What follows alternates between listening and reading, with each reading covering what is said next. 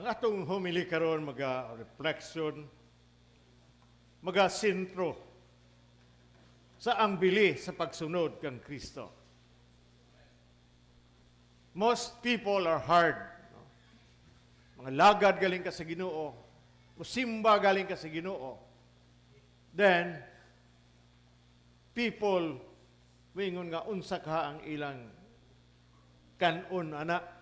No? We all know that God is our employer. Amen mo ana. In Luke chapter 14 verse 33 nga nagingon, sa samang pagkaagi, walay bisan kinsa kaninyo nga mahimong akong tinunan gawas ko ng iyang biyaan ang tanan nga anaa kaniya. Biyaan ang tanan nga anaa kaniya. Meaning, in other words, in my own experience, if you want to have it all that we need to fulfill the will of God in our lives, we must surrender everything to God, and our whole heart is needed. We want to be disciple of Christ. Naatay panginahanglan. Pero sa pagsunod nato sa Ginoo, kung unsa ang atong panginahanglan, God will fulfill. Sa atong ebanghelyo, the word of Jesus, shocking kaayo ang iyang pulong. Because makita nato nga si Jesus ga-preach about peace, love, joy, loving one another. Ang atong ebanghelyo karon tells us that we must hate our mother and father, families, even ourselves. Nga makita nato na sa Luke 26. Kinsa kadtong moari kanako nga dili magdumot sa iyang amahan o inhan, sa iyang asawa o mga anak, o mga igsoong iyon man sa iyang kaugalingon, dili mahimong akong tinunan. Meaning, nothing should take precedence or first place over God. Naghisgot lang ni, nga mauna ang Ginoo sa atong tagsa-tagsa kakinabuhi, dili ang inyong kaugalingon.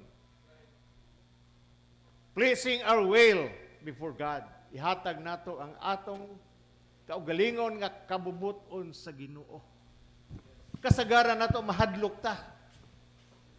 Mahadlok mag full time. As you all know, ako ni isulti nga hingog usa ni kag graveyard sa mga pastor o sa mga ministers. Naghangay mga pastor ng alagan na sa Ginoo. Pag abot nga walay kanon, walay ipalit gata sa ilang anak, that's the time they murmur and complain before God. Nga nasa yung ebanghelyo, the God will never leave us nor forsake us. Nothing should take precedence or first place over God. Matthew chapter 6 verse 33, seek ye first the kingdom of God and His righteousness, and all these things shall be added unto us. Unahon nato ang gingharian sa Dios o ang iyang pagkamatarong. Na usa ka istorya, sige na ako ni istorya, pero si Father Nunoy, pare sa Kalibo, sa ulitaw pa siya, gusto siya kan Joy, nga taga Kamiging. Kanya si Joy, gwapa, puti. Father Nunoy, Tom. Kung sa dili pa siya anak sa Ginoo, tungason niya dagway, korbada pa yun. Nangulitaw siya. Ang iyang gibuhat, Mato siya sa balay sa ginikanan o sa uyuan ni Joy. Bugha siya sagob. Wala sa siya mangulitaw. Dito sagob, wala bugha. Tanan iyang himuon. Iko, padre, ganun, dito hindi mo sa Joy. Magkuhan ka, mangulitaw na rin ka dito. Bisa kay, ang Bible like yun, seek ye first the mother and the father and the daughter will be added unto you. So, giuna niya ang ginikanan. Seek ye first the mother and the father and the daughter will be added unto you. So, in short, nagminyo gid silang duha. No? O, kuan gini, kape o gatas gud ang nahitabuan eh. Ngano man to? Because of his obedience and faithfulness before God. No? Sa kalibutan lahi man. Sa kalibutan lahi. Pagtanaw ni mo nga, ang babae, gwapa, ang lalaki dili, ang dato ana ang lalaki. Di ba? Yeah, daghang kay na magkuyog, uy, gwapa kayong asawa niya ang lalaki, murawag alang-alang. Ang dato ana ang babae, o ang lalaki dili ang babae. Most of the time we are confronted what we call materialismo karon nga panahon. So God is dealing with us. It says, seek ye first the kingdom of God and His righteousness, and all these things shall be added unto us. That's the promise of God kanato. Nga unahon nato ang Ginoo, aming batana. Panahon sa Domingo, atong unahon ang Ginoo, aming batana. Pagbiuragod mo sa YouTube nato, misa gahapon. Naghatag si Miss Alicaba og refleksyon. Paminawa ra gyud pag-ayo ninyo kung unsa ang iyang gisulti, unsa iyang giwali. Nakasagaran di ta makasimba kay daghang kay ta pasumangil. Bisan ang Hebreos nga do not forsake the assembling of the saints. Ayo undangan niya ang panagtigom sa inyong isig ka magtutuo. God put us first in His love and concern. Una na higugma ang Ginoo kanato, concern siya for our well-being and happiness. In Romans chapter 5, verse 5, 5:5 nagaingon. Dili gyud kita pakyaso niining paglaom wa kay gibubo man sa Dios ang iyang gugma sulod sa atong mga kasing-kasing pinaagi sa Espiritu Santo nga ang gasa sa Dios kanato. The love of God is in our heart. Agod imposible kayo ta nga dili ta makahigugma sa atong isig katao. Hello. Kinaulit ka. Gilibak ka. Nahimo kang maritis.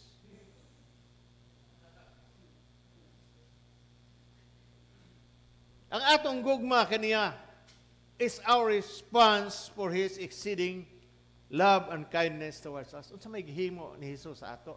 Nagpakamatay siya sa cross para sa atong mga sala, para sa atong mga kagulkanan. But in response, unsa may atong gibasol sa atong Ginoo? Unsa atong gibalik? Unsa atong response diha kaniya? Nagpabaya lang ta sa atong kaugalingon. Wala galing ta mga lagad kaniya. True love is costly because it holds nothing back. Costly kayo ang gugma. Mahugugma bitaw mo, bisag 7 ka bukid, inyo matuon.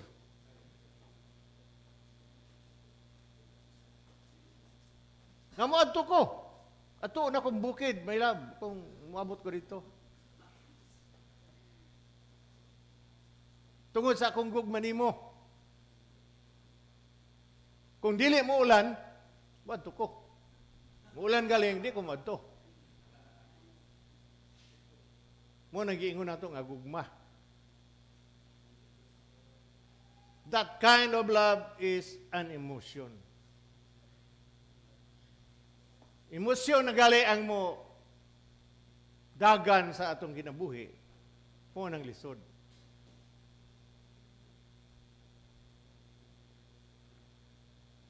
It is ready to give all and sacrifices all that we love. Nabataw tayo mga anak, ato mo silang tagaan. Ug unsa ilang gusto. Amin ba mo anak mga ginikanan? Labi na ang mga lula, ay sus, spoiler kini mga lula ay. Langga-langgaon na silang apo, wa, bugto. Hatag.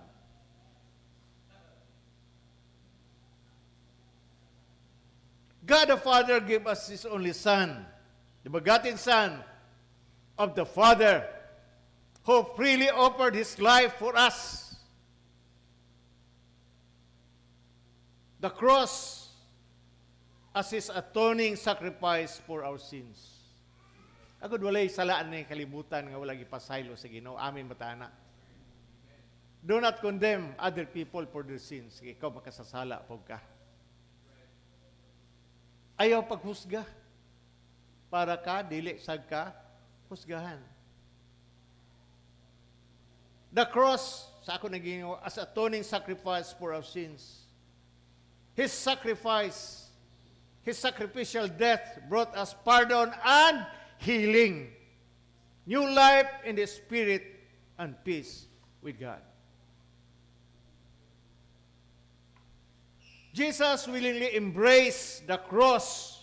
Wala galing siya mo complain or murmuring. Not only out of obedience to His Father's will, but out of a merciful love for each one of us. Para malingkawasta to set us free from slavery of sin. Makasasala tag tanan agud di atas simbahan. Kaya ang simbahan mo ning ospital. Amen ba maana?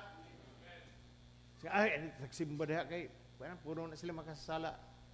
Ikaw day unsa man ka labaw kapag tangyo na mo.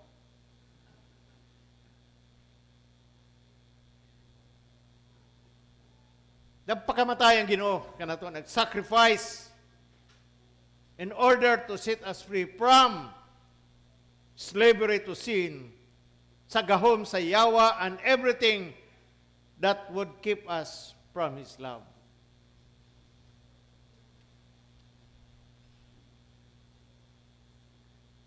Jesus from the very beginning, nahibaw siya that He will suffer. Mao kana ang pamaagi sa amahan for Him who achieved victory over sin and death. Counted the cost. Si Jesus na ibalo. Kung unsa ang mahitabo kaniya. Pero ninga, yes, Father, I will obey you. Take up the cross and follow Him also as our Lord and Savior. What is the way of the cross? Usay mahadlok ta mo sacrifice. Karong panahon na ambot ang sakripisyo kung unsa ang pagsabot sa tao sa sakripisyo.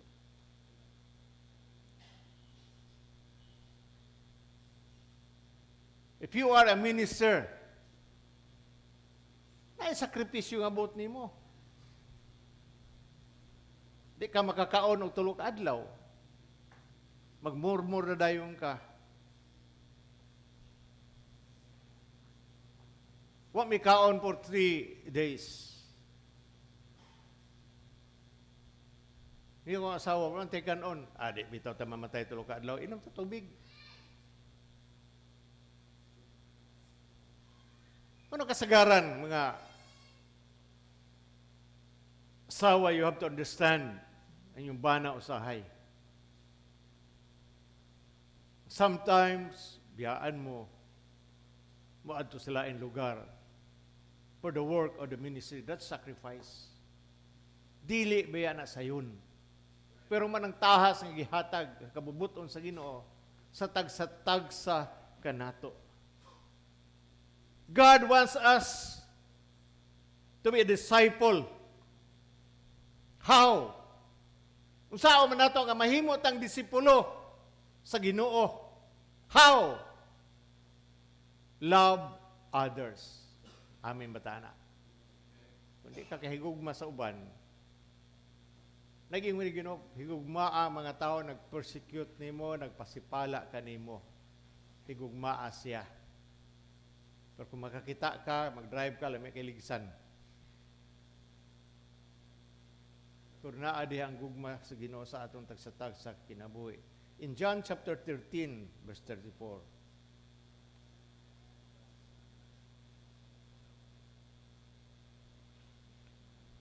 Maghatag ako kaninyo bagong sugo, paghigugmaay kamo, ingon man, ako nahigugma kaninyo. Paghigugmaay usab kamo, kung maghigugmaay kamo, mahibalo ang tanan nga kamo akong mga tinun-an. Dili lang to love those people who are lovable. Dili lang ta migugma sa mga tao nga kusog kay muhatag nato. Di gali muhatag, di nato na higugmaon. Mamo na usay makadawat, uy, ihatag dito kay naghatag na ba to si kuan? May pod. Love others and reflect Jesus to others. I-share si Kristo sa uban. We are called to follow Christ's example as we live our lives. Number 3 is teach others Jesus, the teaching of Jesus. Teaching others what you have learned. Kung unsa atong na-learn, ato ning i-share sa uban.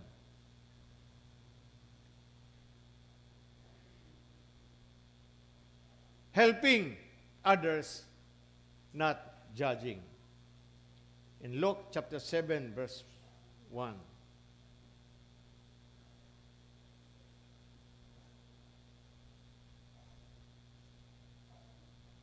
Human si Jesus, nagsulti siya among tanan ngadto sa katawhan, miadto siya sa Capernaum. Dito, mayo sa karumanang opisyal nga may sulugoon, nga bililon kaayo kaniya, masakiton o hinmatyon ang maong sulugoon. Sa pagkadungog sa opisyal may tungog kang Hesus. Nagsugo siya sa kadagkuan sa mga Hudyo. Paghangyo kang Hesus nga moadto anon siya ayuhon ang iyang sulugoon miadto siya kang Hesus og napagkaluoy pag-ayo kaniya nga nagingon kining tawhana angay gayon nga imong tabangan. Gihigugma niya ang atong nasod og nagtukod pagani siya sinuguga alang kanato. Helping. Walay idili ang Ginoo kanato. Pero nag-ingon usab ang Ginoo nga kita dili maghusga sa atong isikatawo. Are we prepared for all that the Lord wants us? Sacrifice. Sakripisyo. Are we ready to surrender our lives? Masurrender ba nato ang atong kinabuhi? Masurrender mo ko, Lord, pero di man ako mabiyaan akong uyab. E di magyug ko mahimo kung wala siya kay mamantay magyug ka. Ganong dadako man lagi ka, nga ka mamatay.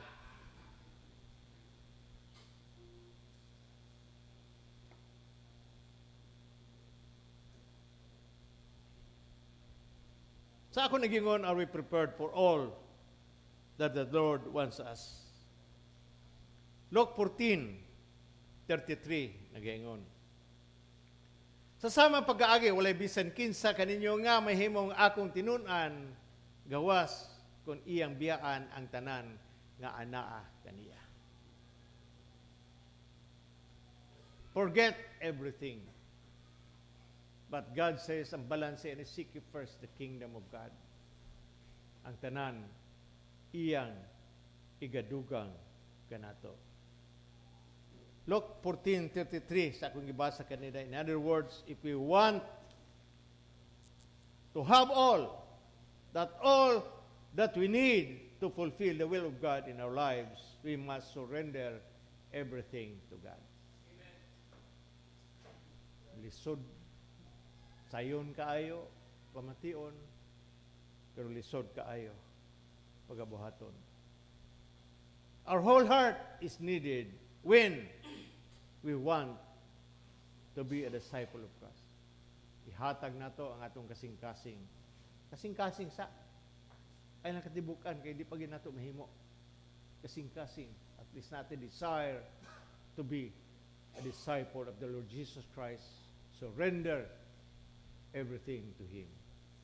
Mao ka ng ebanghelyo gihangyon tanan sa pagpanindog.